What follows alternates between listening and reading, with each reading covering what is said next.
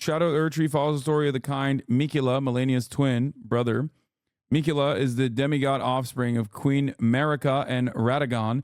The twins were born with a curse, with Mikula doomed to be eternally young and never grow to an adult. You will follow Mikula's footsteps in the Land of Shadow area in the DLC, like you follow the Sites of Grace in the base game. The DLC area has been confirmed to occupy the same space as the lands between, but it has been physically disconnected, and it will involve a warp of sorts to get there. The story will also involve Queen Marika and what she did in the Shadowland, and just what led Mikula to follow her into the Land of Shadow. Additionally, Mesmer is the man in red seen in the first trailer for the DLC, and he's an important figure who rivals the other demigods in the Shadow of the Erdtree. He has a key element of shadow to him, which is also important theme throughout the DLC. Diving deeper into Mikula's past might help us understand where the DLC story is going to go. It starts with Mikula wanting to become an adult, so we use the Hidetaka, the late game legacy dungeon where players fight Melania. Here he lay in a cocoon with the aim of growing older in parallel with the tree, binding himself by watering the tree with his blood. He intended for the Hidetaka to grow into an Erdtree, but before he could complete his task, Mikula fell into a deep slumber. His cocoon is actually discovered in Elden Ring after defeating Mog, Lord of Blood. So that's like pretty late game. Mog stole the cocoon, morphed into blood, entered it. To be fair, by the way, I did play a very different game than the one that is now available with all of the fucking nerfs that came. Like when I played Elden Ring, I feel like it was a ginormously different game. People who beat the game 1.0 with Mimic Tear are sweating. Yes, I'm people that you are mentioning. I was a Moonveil Andy for most of the game. Now, usually they fucking kill those cheeses pretty quickly. Didn't you beat pre-nerf Redondo? Yes, I did. I think I did. Pretty sure I beat Radon before they nerf Radon, but that doesn't mean anything. That's just one thing. There's only one aspect, even though it was fucking... Don't say it was never hard. It was hard as hell, dude. Are you kidding me? You can do Blasphemous Blade Cheese now. Healing is busted even more than Rivers. So that's the funniest part about it, is that like every From Software fan ultimately knows that if one cheese closes out, another cheese opportunity presents itself. They never just let you have no cheese. There's always cheese. So don't act like there isn't going to be a new way for me to find a different kind of cheese. I also used to farm in the blood area too. I did that as well, to farm levels sometimes, if you guys recall. The only people that don't cheese are people who basically put handicaps on themselves. People that go around and are like, I'm going to finish the game without a single hit. Or I'm going to finish the game. I'm going to fucking finish the game by only using punches or some shit. You know what I mean? Like no hit runners, stuff like that. Or people that are like, I'm going to finish the game by using a fucking flute somehow. Someone beat the game using their mind. Yeah, that's what I mean. It's just like there's fucking insane stuff out there. I'm Zoe Dillhunty-Light, and I have a feast, nay, a banquet for you today, as we at Eurogamer got an exclusive interview with Hidetaka Miyazaki of That's crazy. FromSoft. We got the chance to pick his brains about the new Elden Ring DLC, Shadow of the Erdtree, and the Bloodborne... We let strength users get away with claiming they're anti-cheese for too long. I agree. The only From Software fans that claim that they never cheese are strength builders. And to be fair, they cheese too. Everybody does. Remaster we're all craving. FromSoft boss Hidetaka Miyazaki told our deputy news editor, Ed Nightingale, that this is the biggest expansion the company has ever worked on. Judging from the trailer, as many suspected, Shadow of the Erdtree will follow the story of Mikula, Melania's brother. There's also mention of the Realm of Shadow accessed through Mikula's withered arm that Mog was guarding, perhaps hinting at the new area we'll all be exploring. Further, we see a variety of new environments, haunted grasslands, fiery caverns, mystical ruins, as well as some magnificently terrifying new bosses. Strength is how the game is truly meant to be played. Shut up. Shut up. Don't say stuff like that. Because if that was the fucking case, if that was the case, then there wouldn't be so many different builds, okay? This is the attitude of a pure strength guy who says, "Oh, mages are cheesing," which is true, by the way. Dex builds are not cheesing, but mages are cheesing. Okay? If you use magic, you are a cheater. You're playing a different game. You're playing a different game. It's just not From Software. That's it. It's not a From Software game. Oh, look at me. I'm fucking standing from afar and just fucking blasting. They put dex builds in the game because there's no easy mode. No, they put the fucking mirror thing, whatever, the clone. What was it called? The mimic tear in the game because there's no easy mode. If you're wondering, Miyazaki confirmed to us that Game of Thrones author George R.R. Martin has not provided fresh material. As for George's involvement, essentially it is the same as it was with the base game. Do you like this game more than Sekiro? For me, nothing tops Sekiro. No, nothing tops Sekiro. But Sekiro also is the hardest From Software game, said Miyazaki. The DLC Shadow of the Erdtree is based on one part of that original mythos that he penned for us.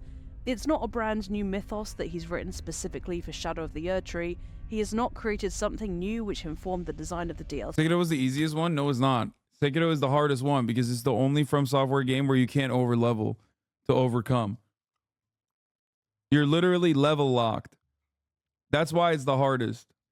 Every From Software game, still, with the exception of Sekiro, allows you to level up, to overlevel. Oh, you can't overcome this one area?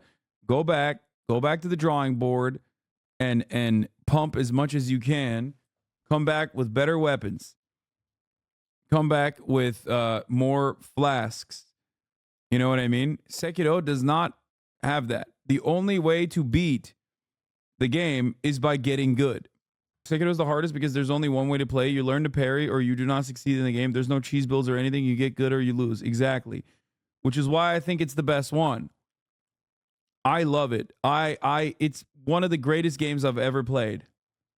You did not finish it though? Wait, what do you mean? What's happening here? I'm getting revisionist history. Of course I finished it. Not only did I finish it, I broke a controller in the process. Look.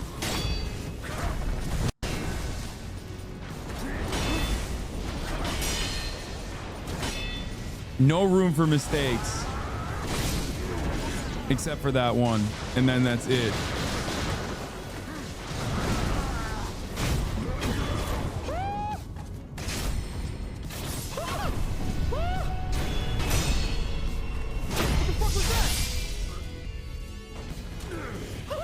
Look at my face.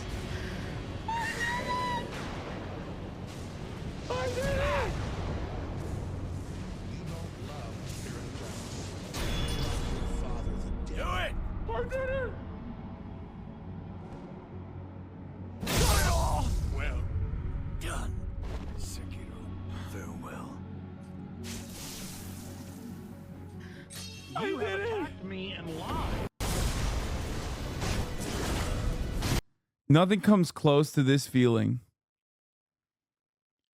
Nothing comes close to this fucking feeling from a single player game, dude. That's why From Software games are the best. The dopamine that you get from doing this is like unmatched in single player games. Games can make you cry. Games can make you happy. Games can make you fall in love with a compelling story. But the only other avenue where you can get this feeling of accomplishment, this sense of truly earned accomplishment, is from Software games or from multiplayer. I remember talking about it. It's like where From Software games made me realize how I manage conflict. Like it made me realize, like it taught me to control my anger in moments where I have to. It makes you literally learn. It makes you literally learn how to manage through the anger that you have. Yes, you're not just playing the game, you're fighting yourself. Absolutely. DLC. It's simply another part of the original story that we thought fit to tell as a new expansion. So, what can we expect from Shadow of the Erdtree? Compared with previous games, Miyazaki said this DLC is our largest expansion to date in terms of overall volume. Miyazaki told us that, in terms of where the game takes place, it's a brand new area of a brand new map which includes a structure similar to what you find in the base game with field areas, legacy dungeons, and other dungeons of various scale. The map is going to be huge. In Miyazaki's words, in terms of pure surface area, you're going to be faced with something larger even than Limgrave in the base game. FromSoft has also developed its approach to field design. Concerning the world, Miyazaki told us that while the overall structure is the same, while we have these open field areas, we have the legacy dungeon areas, and the general divide between these areas is quite distinct.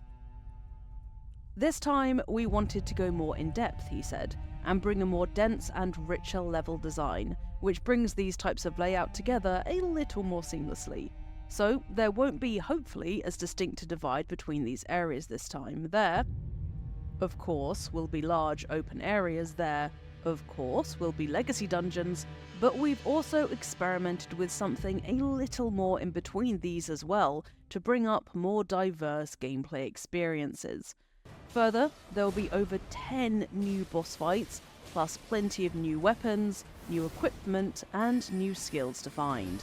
And 8 new weapon categories have been added to account for the new weapon types, which begs the question, what could they possibly be?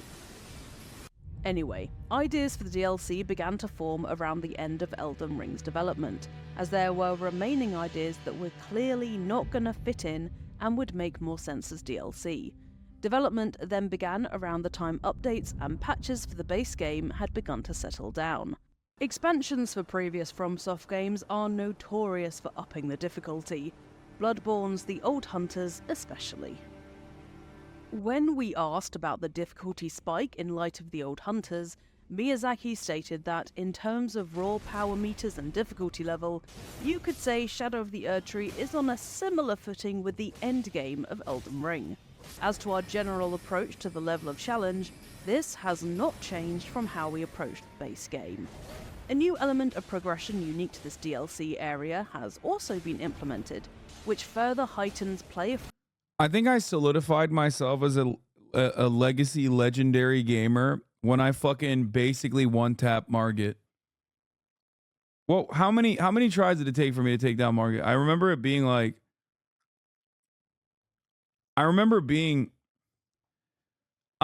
it was definitely like a uniquely low amount of times where everyone was like, what the fuck is happening? Freedom to walk away, level up, and come back later, though the general approach to the level of the challenge has not changed. I remember it being incredibly anti-Ukrainian because I was raising money for Ukraine at the time, and I was planning to donate per death, and then I like clapped Margit, and then the second boss after him too, I forget what his name was. And then everyone was like, what the fuck are you doing? You're not dying. So then I went, and then I died 1,000,000 times to that one like over leveled demon in the fucking main area. And it pissed me off. That moment when you got your gamer card is when you shellacked dozens of chatters in PvP. Oh yeah, I went like 40 I went like 3 for 40. I just looked at the stream, you 2-tap Margit. Every chatter that talks shit, I fucking melted. You cheese with rivers? Bitch, they had the cheese too. Now we're talking about, look at the copium. Look at the copium. Look at the copium. Look at the fucking copium. People saying, oh, you mimic Terd, you mimic cheese. It's like, bro, I PvP'd. HasanAbi takes on Margit, does the unbelievable with ease. Get those fucking bets in, boys. Get those bets in, boyos. It's Margit time. Yeah, we had the fails of here. There is conduct too from FromSoft PvP. Yes, I know. Chatters that fucking had so much goddamn smoke for me. Chatters that had so much goddamn smoke for me got awfully quiet after I fucking ripped through their guts. Chatters would attack me in the middle of emoting and still get, and they would still lose.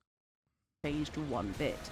Miyazaki explained that we wanted to provide these challenging encounters and these menacing threats. And in order to do that, we wanted to give the player a lot of freedom of approach. We wanted them to feel free about how they chose and when they chose to approach and tackle these hardships. And I think Melania was one major example in the base game.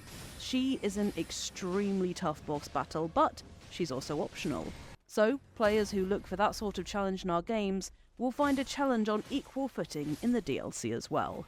On the challenge FromSoft games provide, and the challenge Shadow of the Erdtree will definitely subject us to, Miyazaki explained how the FromSoft game's famous difficulty level has a much deeper meaning to him than simply hard for hard's sake.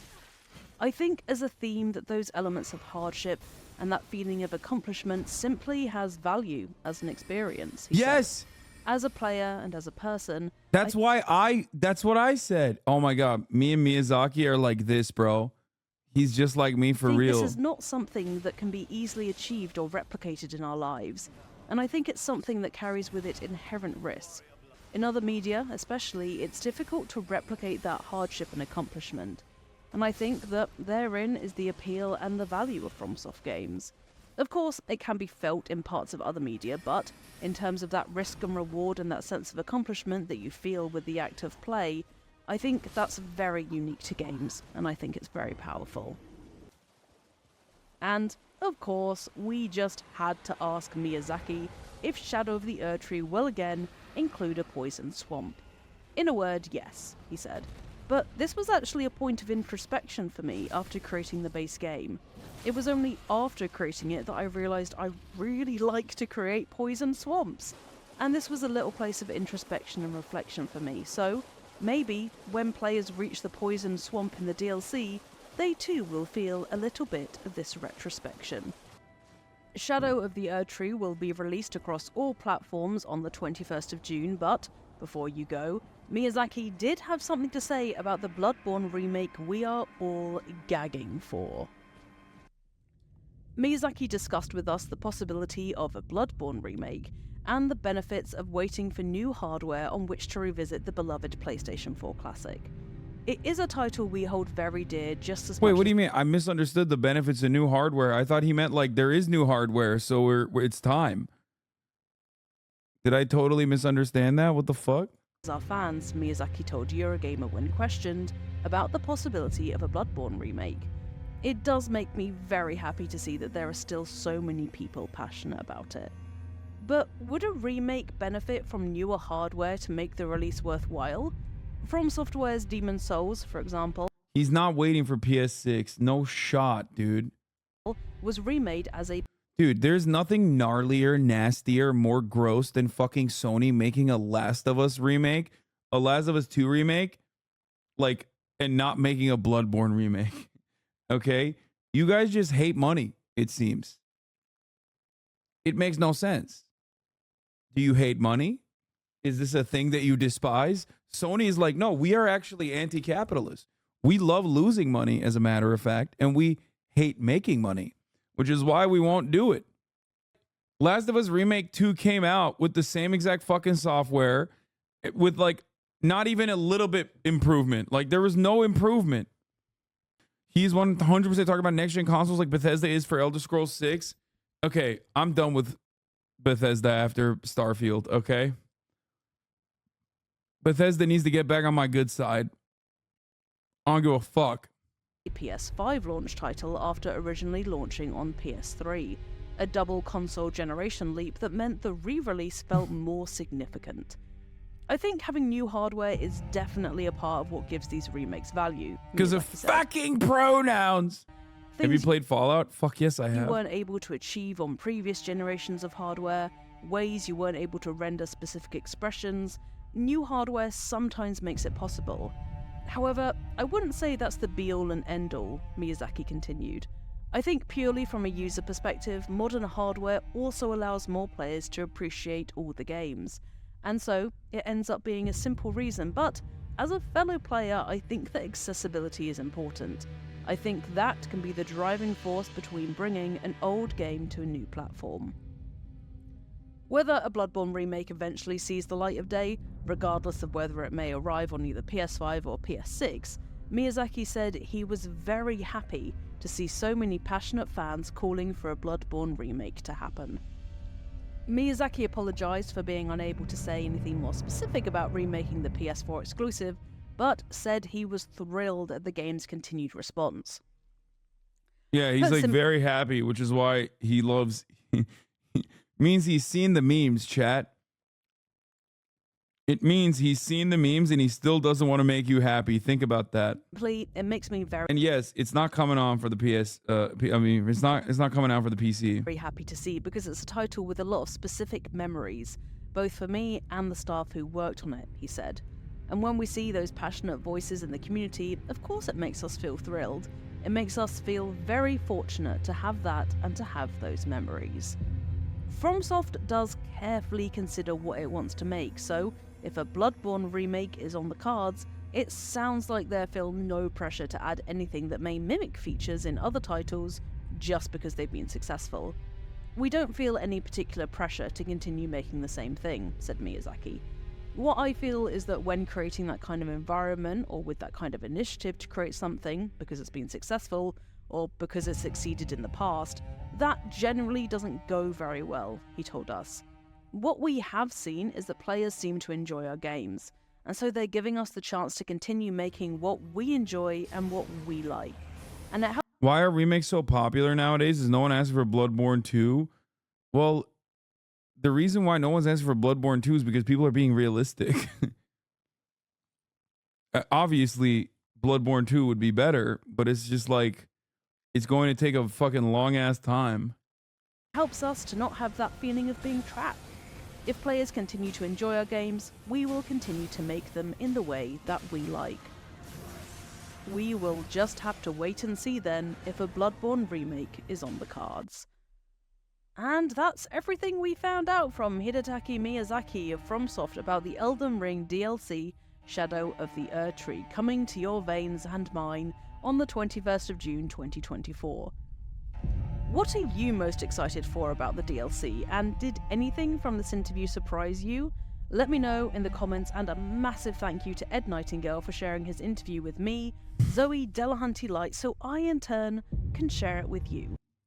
That's crazy.